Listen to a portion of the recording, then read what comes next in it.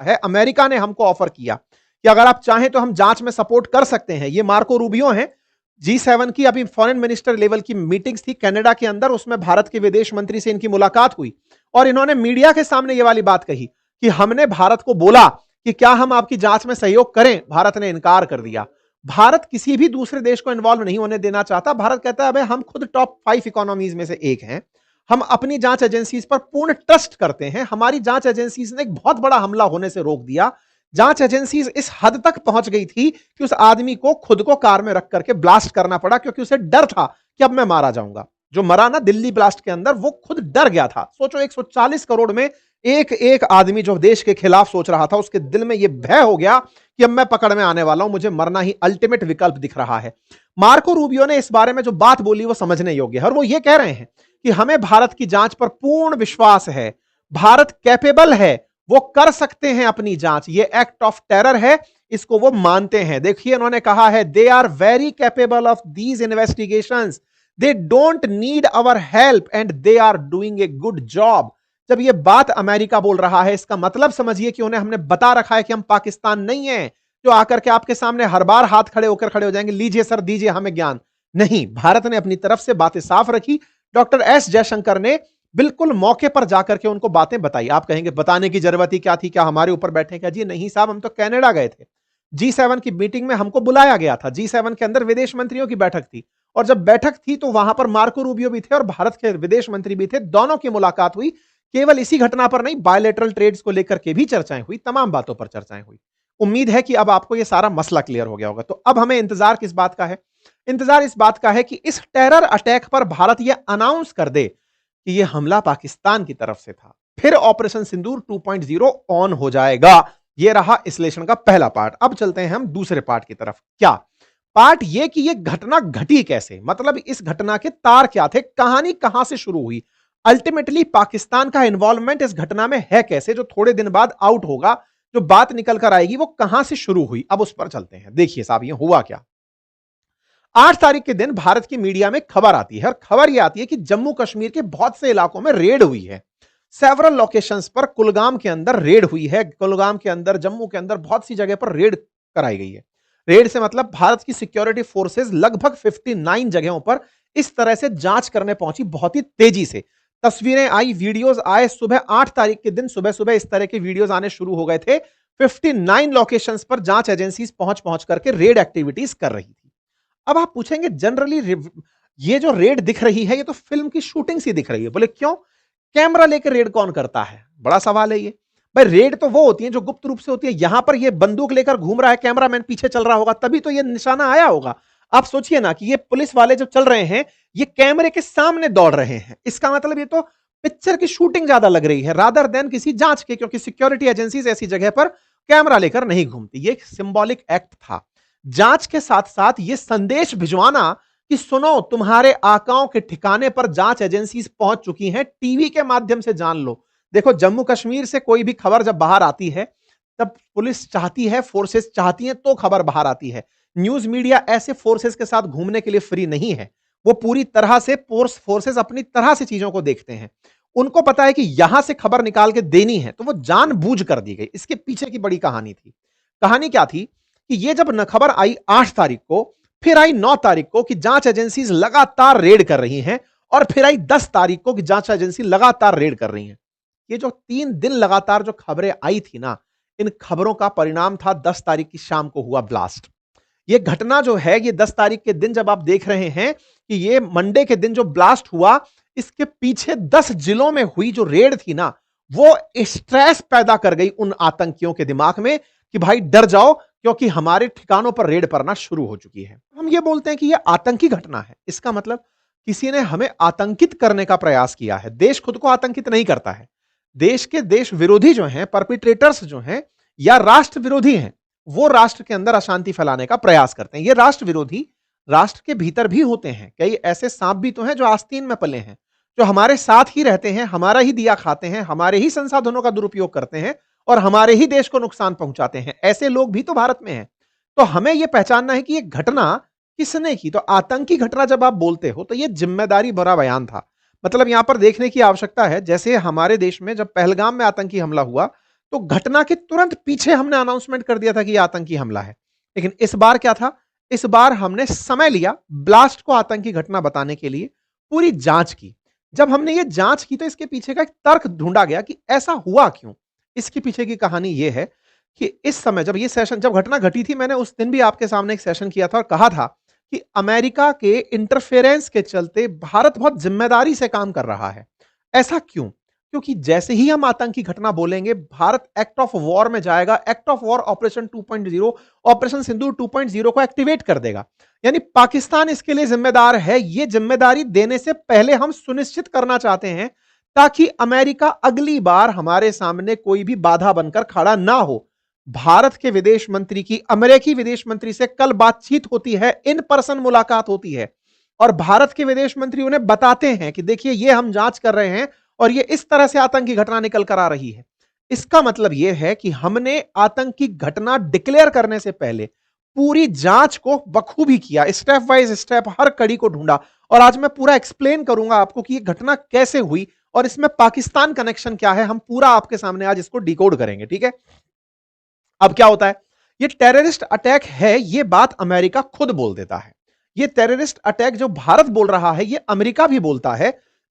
इसका मतलब हमने पूरी जांच को इस तरह किया कि जांच देखने वाले लोगों को भी यह लगा कि नहीं, भारत जल्दबाजी में नहीं था, जिम्मेदारी में था। अब जिम्मेदारी की हमने, हमारी जिम्मेदारी से डरे हुए पाकिस्तान ने जो खुद के यहां पर ब्लास्ट किया, उस ब्लास्ट को उसने भारत पर सेम डे धकेल दिया और यह कहा कि यह तो भारत के द्वारा एक्ट ऑफ वॉर है, क्योंकि नौसिखिए हैं, हर चीज में नकल करते हैं। इन्हें यह लगा कि भारत में जो ब्लास्ट हुआ है, अगर भारत के ब्लास्ट के बाद पाकिस्तान में ब्लास्ट हो जाएगा तो पाकिस्तान में ब्लास्ट को यह देखा जाएगा कि भारत ने बदला ले लिया है।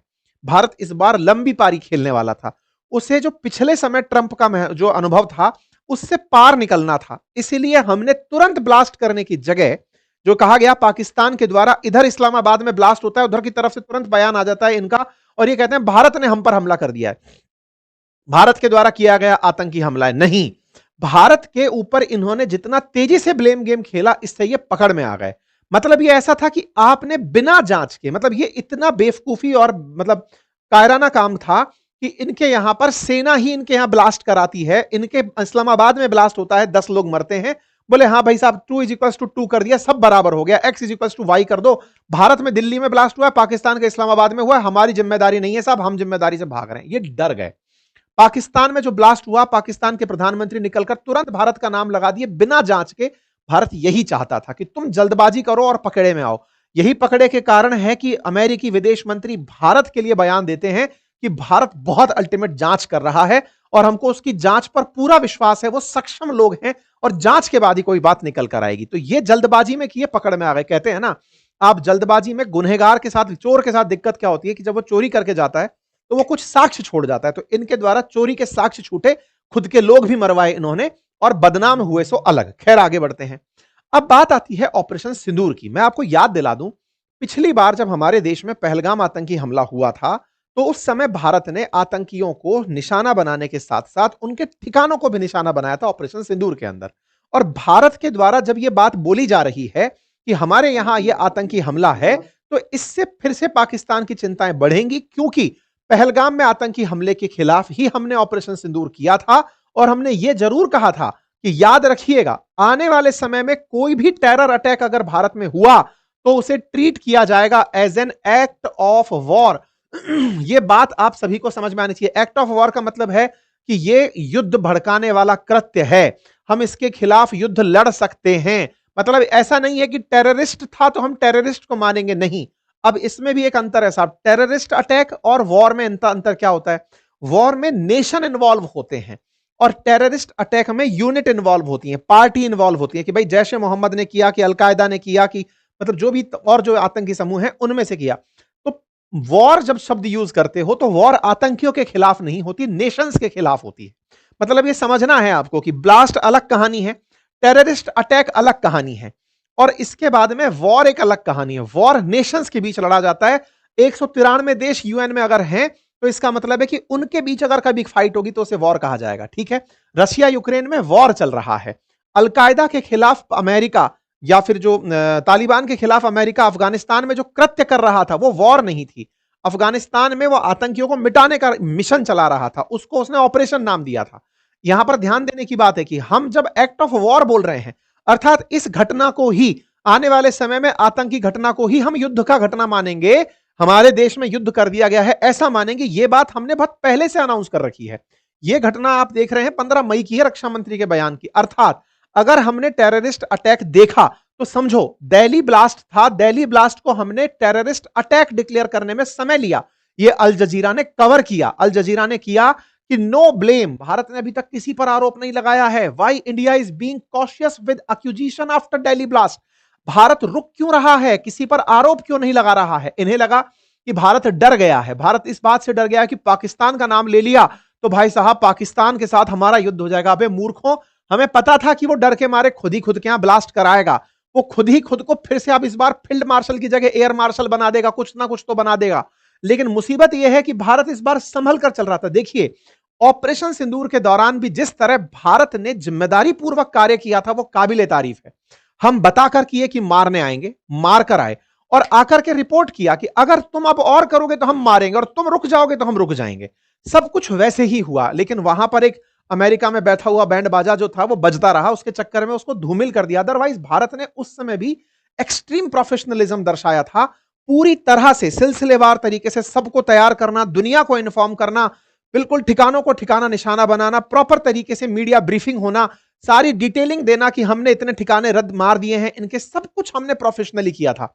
और हमने ये बार बार कहा था कि देखो हमने आतंकी ठिकानों को निशाना बनाया है, तुम लोग अगर गलती करोगे तो फिर हम तुम्हें मारने आएंगे, फिर मत कहना फिर हम सेना को निशाना बनाएंगे, अभी आतंकियों को निशाना बनाया। लेकिन हुआ क्या कि पाकिस्तान ने उस बात को अपने ऊपर लेकर के कि हमारे आतंकियों को मार दिया, ये तो हमारे अपने थे, तो फिर उसने खुद से बम गोले चलाने शुरू किए कि हमारी संप्रभुता पर उल्लंघन है, आतंकी हमारे देश में रहते हैं, तो ये तो हमारे लिए खुशखबरी है। पाकिस्तान ने उसे खुशखबरी मान करके उनके बचाव में भारत के साथ में झगड़ा किया।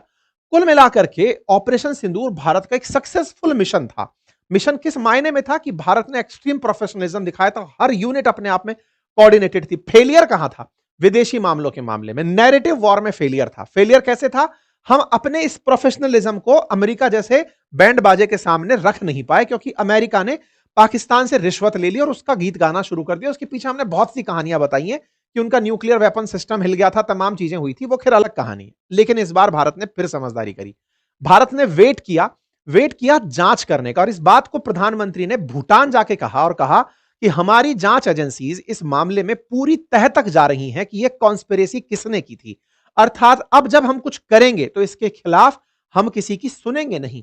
प्रधानमंत्री के बाद में गृह मंत्री ने एक पूरी लेवल की बैठक बुलाई, सबसे जानकारी ली, कैबिनेट स्तर पर सिक्योरिटी लेवल की बैठक हुई, सब तरह की ब्रीफिंग हुई। फिर यह कंफर्म किया गया कि दिल्ली में हुआ जो ब्लास्ट था वो एक टेरर इंसिडेंट था। अर्थात हमने पूरी जिम्मेदारी के साथ, ये याद दिला दूं मैं आपको, दिल्ली ब्लास्ट को टेररिस्ट अटैक बताने से पहले हमने जिम्मेदारी निभाई है। ठीक है साहब, आगे बढ़ते हैं। एक्ट ऑफ वॉर आ जाता है, यह बात बड़ी खबर बनती है, और यह खबर इनके लिए सरदर्द बनती है, क्योंकि भारत ने कह रखा है कि एक्ट ऑफ वॉर होगा तो हम फिर उसको वॉर की तरह ही लेंगे। अर्थात क्या आने वाले समय में भारत पाकिस्तान पर हमला करेगा? बड़ा सवाल खुला रह गया है। अब आप पूछेंगे कर देना चाहिए सर, अब तो ऑपरेशन सिंदूर 2.0 का समय है। रुकिए जरा, एक्ट ऑफ वॉर में अभी भी हमने पाकिस्तान जिम्मेदार है या नहीं यह अनाउंसमेंट नहीं किया है। यहां ध्यान से देने वाली बातें हैं, हम बड़ा ही साफ गोई से काम करते चल रहे हैं। पहले हमने बताया कि यह ब्लास्ट था, ब्लास्ट के बाद उसमें आतंकी हमला है, जांच से पता चला अब वो आतंकी पाकिस्तान से कनेक्टेड हैं। आप पूछेंगे यह कैसे पता चलेगा? आपको जानकर आश्चर्य होगा, जितने भी जिम्मेदार थे सब गिरफ्तार हो चुके हैं। जो मरा वो फट गई उसकी, डर गया वो फट गया खुद से, लेकिन जो बकड़े में आए, जिनके निशानदेही पर यह 2900 किलोग्राम के आसपास का जो विस्फोटक बरामद हुआ, वो सब पुलिस की गिरफ्त में है। जांच एजेंसीज पीट पीट कर उगलवा रही हैं। ये जो व्हाइट कॉलर टेररिज्म का नया तरीका इन्होंने निकाला था कि पढ़े लिखों को आतंकी बनाओ, जिन पर कोई डाउट नहीं करेगा, डॉक्टर्स को, प्रोफेसर्स को, इनको बनाओ, इनको आतंकी बनाओगे तो कोई पूछताछ भी नहीं करेगा, वो कह के निकल लेंगे जी साहब हम तो पढ़ने लिखने वाले आदमी हैं, हम आतंकी कहां बनेंगे। दुनिया भूल जाती है ओसामा को, लेकिन आतंकियों ने डॉक्टरों को जो व्हाइट कॉलर तरीके से पकड़ा कि तुम आतंकी बनो, वो सब गिरफ्त में है। और जब गिरफ्त में है तो वो सब उगलेंगे, और उनकी उगली हुई सारी बातें जिसके आधार पर ये हमने पकड़ी है चीजें, वो ये भी बताएंगे कि हमारे आका कहां बैठे थे और कहां से हमको आदेश मिल रहे थे। यानी इनका सरदर्द तो अभी बढ़ेगा।